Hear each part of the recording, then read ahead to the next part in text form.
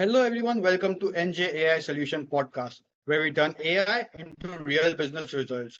I am your host, Nikunj Thakur, founder of NJ AI Solution. Really excited for today's conversation. I am joined by Michael, founder and CEO of Michael Casey Innovation. Started in 1992, his company helps people to take ideas from concept to market, covering patents, prototypes, branding, manufacturing, and global launch. Michael, it's great to have you on the show today. Yeah, nice to see you. Thanks for inviting me on. I'm excited to see if I can help your listeners learn something about product development. So let's dive in. Michael, what Sure. inspired you to start an organization and what gap did you want to cover? Well, I was always thinking of being an entrepreneur when I was younger, and I started my first business was retail store where I had to wait on every customer. And I started selling exercise equipment that I was designing myself, having a local tooling place make the products for me. And these were like benches and chest machines, lap machines. They were for bodybuilding. And from that point, I realized there's a better way to reach masses to go into mail order because I wouldn't have to wait on every customer. So I thought, okay, I'll start doing outreach to direct to consumer and start through the mail. Back when I started, there was no internet. So I didn't have the luxury of Amazon and Meta, Instagram, Facebook, TikTok shop.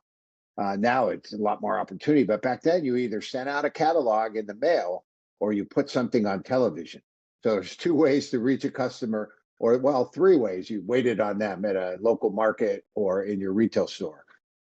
Otherwise, there was no way to get to anybody. So I decided to develop a method of getting to global consumers by making commercials that could go on TV and be changed to any language. India was one of my big markets. You know, a couple of my big fitness products did very well there, as seen on TV. And the reason I brought that up is obviously you're calling from Mumbai. And then I went further down the road as marketing channels opened. I went to them. So wherever the customer was, I would go. Once the internet came, I went to the internet. Once Meta came, I went to Meta. Once Amazon came, I went to Amazon. And I kept my old marketing methods intact, but would expand into these new mediums and grow the business that way. But I've always had this willingness to want to be an entrepreneur and to reach people the best, most efficient way that I could, and also offer them something that they would want and keep. So that's like my background on where I started and how I ended up where I am today. So what inspired you to start Michael Casey Innovation and help other business to grow? Well, so many people are asking me, once you have a big product that's selling around the world, people will come up to you and ask you, how'd you do that?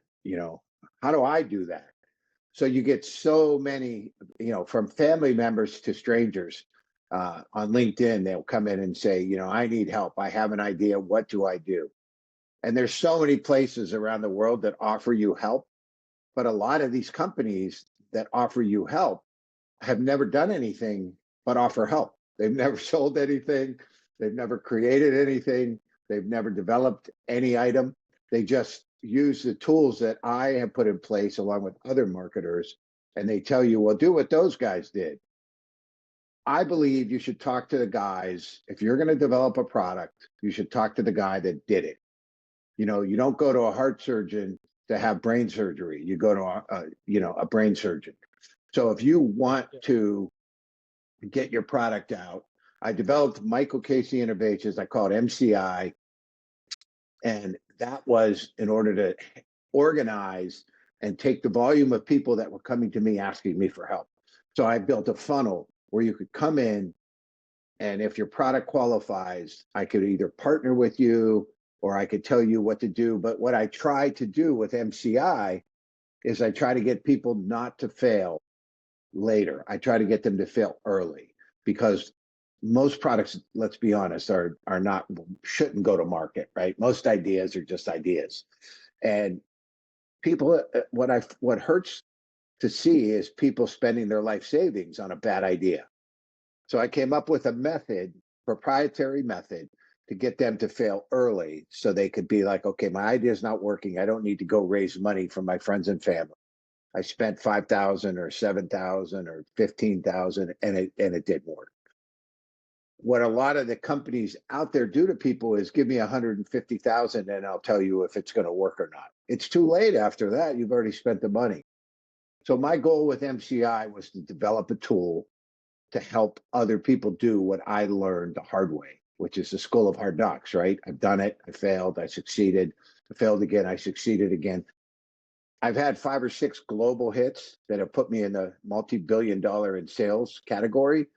So I really believe that the technique and the format that I follow, it was successful for me. It'll be successful for anybody listening. Can you elaborate what type of data your tool uses to determine that the business idea is good or not? Well, I did I'm launching, and I'm excited to announce this on this podcast. I'm launching a brand new tool called Inventor's Pathway. And it's an online course that will teach you I have 6 modules that will teach you everything from what do I do once I have an idea to what do I do to get the idea to retail? How do I get it to Amazon? And the most important part of an idea is how do I make it? People have these great ideas, but what they don't realize is how are you going to manufacture? Are you going to the Far East? Are you going to make it domestically in the country you're in? South America, Canada, where's the best place to make this?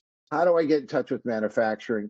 And more importantly, how do I make a prototype? And to go back to your question, my method is to make an MVP. MVP is minimal viable product. And it's also in sports the most valuable player. So it's both, right? Because this MVP is going to be able to get in front of people and they're going to tell you what they think. When you ask your mom and your dad or your brother, sister, cousin, they're going to tell you they love it because you're your family. They don't want to hurt your feelings. You don't want anybody to know who you are when you're showing your idea because you want them to be absolutely removed from any relationship. You want an honest consumer opinion because that's what you're going to get when you go on Amazon. That's what you're going to get when you go on television or when you go into a retail sporting goods store. People don't know you. They either want your product or they don't. And so what I developed a method to create an MVP the cheapest possible way and make a video, get it into Meta's hands, get it out to the peeps, bring them into a website that takes orders, and the orders you can't fulfill, so you don't charge credit card. You just tell people we're out of stock, and that you run a small test, $500, $1,000 test, and then you could look at your numbers and what is your ROAS, which is your return on ad spend. How much did you spend? How many people wanted your product? Is this going to make me any money? And it comes down, and this is something that product people at retail, and they don't look at the spreadsheet first. Spreadsheets don't lie. If the numbers don't work on the spreadsheet, they're not going to work in real life. So if the product costs $50 to make and you're going out at $99, you have no room for marketing dollars because there's going to be a COCA, which is cost of customer acquisition. I had a product. This is an example. So this is great for people who have an idea and are thinking about their product. I had a product that I sold for $229 on Amazon. It was almost number 1 in the category. It cost me $100 to get a customer. And the way I arrived at that is when I spend advertising dollars on Meta, that's Facebook and Instagram, for every sale, I had about $100 in cost to find that customer. So now I have a $229 product. I spent $100 to advertise it. I have 129 left. And in that 129 left, I have to make it, ship it into my warehouse, and ship it to the customer and pay their freight. How much is left? There was about $12 left over. So people think, oh man, your number 1 product at 229, you're making 229 USD. No, I'm making 12, maybe sometimes 9, maybe sometimes 8, based on returns. So the margins are hard to wrap around if you're new. and you're in the product development space. And so you really need 5 times your manufacturing cost to your retail price. So if it's $20 to make, that's $100 product. And if you have $100 product that you're making for $60, you shouldn't be making it, because you're gonna go broke. So when someone brings you an idea, what are the first 3 steps you take to move it forward? First thing I do is teach them how to research it. Find out if anybody else has done it. And there's proprietary methods to find out if it's out there. And you have to find out if anybody did it before you. And if they did, and it's no longer on the market, what happened? Did it fail because nobody wanted it? Was it a fake problem solution? A lot of times when you see commercials all over the world, and I know because I've run mine in India, where they say, "Hey, are you tired of this? Well, look at this. It'll fix whatever but the problem was never a problem." So they make a fake solution to a fake problem. Yeah. So the product has to solve, whoever's watching it has to solve a problem for them. And you could say the benefit, the features. Oh, it's gold, it's pretty, it's red, and it's going to look good. But what do I get out of it? I don't care that it's pretty. Well, that's nice, but what's my benefit? So you got to sell the benefit. So what I do is I ask somebody, if your product was out there and failed, why did it fail? The other idea, somebody else had your idea before you. It failed because they did it wrong, they manufactured it wrong, they priced it wrong, or did they do it perfectly right and nobody bought it because nobody wants that service or product? So you have to look all over the world, every country, every manufacturing source you can. All that information is available online, and you have to assess. Okay, somebody else did it, nobody did it. Why didn't anybody do it? Is it because I'm so smart that I came up with, the secret, or nobody did it because it's a bad idea? So I teach people how to find out if they should go to level 2. There's 3 steps you ask. The next level is, okay, can I protect my idea? And here's where you find out if you cannot protect it, you might not want to do it, because the minute you have a hit, global success, everyone's going to copy you and you're going to lose all your margin because the price is going to crash. So if you can't protect your idea, you really should think about maybe not doing it. And there's another thing I teach on the course about the first mover in the space. If you can't protect it, maybe you can get out quick, get into retail fast, and take over the shelf space for that idea. Then you're okay. Then when you get copied, you're at least, maybe you sell 1 million instead of 2 million. That's pretty good, right? 1 million units. Yeah. So the third step that I teach people on Inventor's Pathway is make a prototype. How can you make a cheap prototype that you can get on and make a video so you can put it on Meta? You've got to have something you can show people. So it's got to look real. It doesn't have to work perfectly. It doesn't have to be, it could be plastic, CD, 3D printed, but it has to look like the product, right? So MVPs have to, you could fake a lot on video. You could do a lot in post. You could do a lot with AI, and that's a whole nother advantage. But make a prototype if you can. Sometimes you can't. Sometimes you have to actually open tooling, and that's expensive. But if you can make a prototype for cheap and get it out and test it, you'll have check the market, you found out if you could protect it, and then you go out and make a prototype. And then you have to create some marketing assets and put it out. And I teach people on the course, how do you create marketing assets inexpensively? There's a couple sites out there like Fiverr and Upwork where you could find great global workers. I have people in Bangladesh, Pakistan, India, in Japan helping me with my company, and they do animations. They help me with prototyping. They help me with websites. And then once you test that and you go through the 3 steps, you actually have something that you can make a decision. Should I go out and get funding? Should I go out and give this to a marketing company and just take a royalty?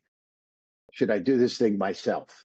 And those are all things that I teach you. And you can hire me if you want to take you through the steps. So, what early signs do you look in an idea that tells you that it has real potential in the market? Well, it has to solve a problem, right? We talked earlier about fake problems. It's got to be a real problem and it's got to solve it and it's got to make sense.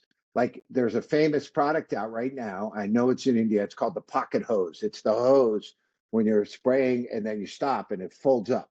Have you seen it on TV? No. So yeah, it's they've sold maybe 50 million pieces in the US, which is a lot at 39 bucks, right? It's $1 billion item.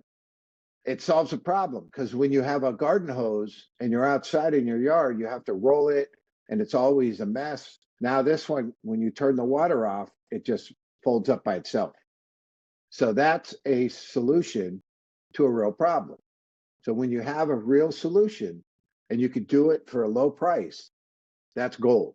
That's where you have that's a home run. So you also help your clients in getting patents. So when a business owner comes up with an idea, how do you know it is worth getting a patent? Well, when you do your research and you find out that it's no one else is doing it and you think it's going to be successful, there's a couple different patents you can get. You can get a design patent, which just covers the way it looks. You can get a utility patent, which covers the function. And then you can, before those patents, you could file a provisional patent, which is a lot less money. It gives you 1 year to file the utility or future patents. So it protects you while you're doing your MVP. Depending on the idea, I usually recommend people not to hire a patent attorney immediately because you're going to spend $10,000 and you don't even know if you're going to market yet. So the provisional patent allows you to get into the marketplace and be protected for, $600. And I also teach you how to find out what to name your product. Very, very important to put the right name on an item. Very important not to infringe on somebody else's name, because if you bring your inventory into your country and it has somebody else's trademark on it, you're not going to be able to sell that inventory without paying those people. You help clients with manufacturing, distribution. What are the top challenges founders face when scaling from sample to mass production? Well, money, right? The first thing is, how do they pay for it? How do they fund the inventory? Because you got to buy media, you got to buy inventory. So you're 60 to 90 days in advance of any retail sale. You might be 4 to 6 months in advance of any sale. So you're laying out money constantly before that customer gives you anything. So people struggle with finding the right manufacturer, being able to fund the inventory, fund the tooling, to know how many to bring into the country, how many to put in the warehouse. What do you sell on top of it? Does it have add-ons? There's a lot of challenges. And to a novice, a person who just has an idea, they're not going to know their way around that. You have to have somebody that's done it teach you what to do. There's no choice. If you do it yourself, you're going to lose so much money before you figure it out. If you don't hire me, take somebody's, because you need help in the space. And then you have to decide if you're going to give it away and take a license. Sometimes that's smart because the marketer will spend all the money and you get a royalty. You just have to make sure that you're with a good partner because you want to get paid. So testing your product, creating prototypes plays an important role while introducing new product or service. So how do we decide that a prototype is ready to test in a real market? Well, if the prototype works, looks, and feels like the real final product will look like, then you could test it. If it works on video, you could make a video and test it. If it's like a pan or an ab machine or, something that you can make with steel or 3D printing, you should be able to make an MVP, make a video, 30 seconds, 15-second direct response video where customers say, I really need that. You don't want to go hire a big TV company and pay, $30,000 for a 30-second spot. This is not New York City type advertising. This is direct response. A lot of times it could be you to camera on your iPhone. People like video. You can't just show a picture on Meta and expect people, they'll scroll right by. Got to show video, got to talk about what you have, and got to make an offer. So there has to be a CTA, which means call to action. You got to tell people to go to you got to make people go to the website. Hey, this will solve your problems. Go to my site. I have limited available inventory. I'll give you 10% off right now if you click on the link. You got to give them a reason, because you only have 6 seconds. That's it on digital to get their attention. 3 seconds to get their attention. 6 seconds before they're either keep going or they click. So the first 3 seconds of what you show on your Instagram or Facebook ad or TikTok has to get them and hook them. A lot of people don't realize that, but nobody's sticking around for you talking for about nothing. It's got to give me the benefit immediately, and then I'll watch. So what's one thing you're really excited to build or launch in the next 6 to 12 months? And what are the challenges that are holding you back right now? I'm launching the course. I'm launching my online university, Inventors Pathway University. So inventorspathway.com. I'm so excited to launch that. I'm making the videos over the next couple of weeks, more classes I'm teaching, and nothing's really holding me back from really spreading this all over the world to where I could help so many people. And courses, under $600. There's modules you could take for less. And if you don't have money, there's cases where I can help you. And then if you want to hire me to actually hold your hand through the process, I'll do that. I'll take you from A to Z. A to Z. I take you from idea to the retail shelf at Walmart, or I'll take you to Amazon, and I'll get everything completed for you.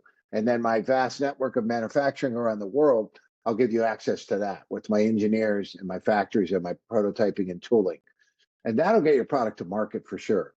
I don't have any products coming out myself in the next 30 days, but by January, I redesigned actually a very simple shovel. And it's interesting. The reason we did this is we look at categories that haven't been innovated on. And if you look at a shovel, it's been the same for 100 years. Nobody's redesigned or reimagined what a shovel is supposed to be. So we have a new shovel called the Miracle Shovel coming out in January, and it does 5 different things. So it eliminates a lot of what you have in your garage. This one thing solves so many problems. It rakes, shovels, removes water, concrete smoothing, gravel smoothing. It's pretty innovative. And we did some initial testing that was amazing. We made a 3D prototype. Then we opened up the tooling. So the course that I teach, I actually use myself, right? Because I created the method. So I have this new shovel coming out. And then a lot of times people bring me something that's doing okay, but it's stalled. And I put fuel in the tank and get the thing to go and put a new engine in it. And a guy has a very successful product for abs. He's selling in Europe. He sold 150,000, struggling to get it to work in America. I'm partnering with him, and we're going to bring that out in January, February, and we'll power that. And hopefully, if he could sell 150,000 in Germany, worldwide, we should be able to sell 1.5 million. And that's our projection. So rethinking the garden space and the home decor space with the shovel, and then also back to fitness, my roots. I made most of my success and money in the fitness space. So I'm still staying in that. So those 2 new ones are coming out, and my course is coming out. My course comes out in a month, and I can't wait. I'm just so excited, and I'm thrilled to be able to talk about it on your podcast. So with AI coming into picture, how do you see AI changing the way of business? Well, if you have an idea and you're proficient on AI, it will tell you if your idea is out there. If you ask the right questions, it'll tell you what you should do with your idea. It'll give you really good advice. And it'll actually write the scripts for your marketing, which is amazing because you used to have to hire a script writer for that. Now AI will write your actual 30-second spot for you. It'll tell you what it thinks you should do to get customers to click on your ad. It'll offer you some ideas for upsells, extensions to your product line. And there's websites you could build in AI now on GoDaddy. You can go on and it has the Arrow AI that will actually build your site for you. Shopify is using AI to build your site. The vendors I talked about, you can go on Fiverr and get help. I teach you how to use AI to your benefit. One of my modules on my course at Inventor's Pathway is how to use AI to help you, one, decide if you should go to market, and two, once you're at market, how you could be more efficient. And also we'll create, this is really interesting. I use it to create images of what it looks like at retail. Like with the shovel, before I went to Home Depot, which is a big outdoor store here in America, home and garden store, actually showed me what it looks like in the store on an end cap at the end of the aisle where you see a big, nice display. And I was able to show that to the buyer. And they're like, oh, yeah, it looks great in my store. I hope you have success. If you do have success on Shopify and Meta, I'll carry it. I'll wait to see if you have success. And that's usually how it works at retail. You have to have success online before a retailer would be interested. Sticking with the AI, are there any AI tools or trends you are excited about or that you would love to integrate into your current business? It changes every day. I'm excited about all of it. The problem is there's so much of it. You have to decide what works for you and what doesn't. And you got to be careful. Sometimes the AI doesn't know that it's telling you something that might be infringing on somebody else's product or trademark. It'll tell you what to name your item. You could say, what's a great name for a shovel? And it came back and said, Miracle Shovel. Okay, but how do I know Miracle Shovel is not taken from somebody else? So you have to use AI to as much as you can, but you have to be careful with it because it's not necessarily perfect. People think if AI says it, you're okay, you can run to the market with it. You have to go and double check to make sure the AI didn't make a mistake because it's still new. And there's phenomenal features you can use for your videos, for your marketing, for your website, for your messaging. But you also have to make sure what it's telling you is not infringing on somebody else's property. So, one final question. What advice would you share with founders looking to start their own business? If you're going to start your own business, make sure that you're going to do it better than everybody else that's out there. Why are you doing it? What problem are you going to solve? And why are customers going to come to your business or come to your website or buy your product? What's the reason? If you can't answer that reason, the why, you might want to rethink what you're about to engage in or embark on. You have to be able to solve a consumer's problem. If you're, no matter what your store is, your website, your app, why are people going to use it? And then is it sticky? And sticky means retention. I know you're in the technology space. If you make an app, is it intuitive? Is it easy to use? Is it UX UI? Is it something that the people are going to respond and like? And are they going to come back? If you're selling off of one product and you don't need the customer to come back, that's one thing. But if you're doing continuity where you need them to refill the jar or order, your sports drink again, you have to make sure that your messaging and your product are of value and they are going to come back and it will remain sticky. So before you open your doors, what are you doing? Why are you doing it? And why are the customers going to stay with you? You have to make sure you know that your customers need what you're selling. Thank you so much for sharing your insights with the audience. For any listener who might want to connect with you, what's the best way to reach out? You should go to inventorspathway.com if you want to learn about the course. If you want to submit your idea, you can also submit your idea there. I have a submission. Your idea is protected. I'll reach out to you, tell you what I think, tell you if I think you should go to the next steps. So inventorspathway.com, the pathway to market, or you could email me, michael@inventorspathway.com, and talk to me directly. And, we can get on a Zoom. We could do a lot of different things to make sure that you don't lose your money in product idea space. Thank you so much.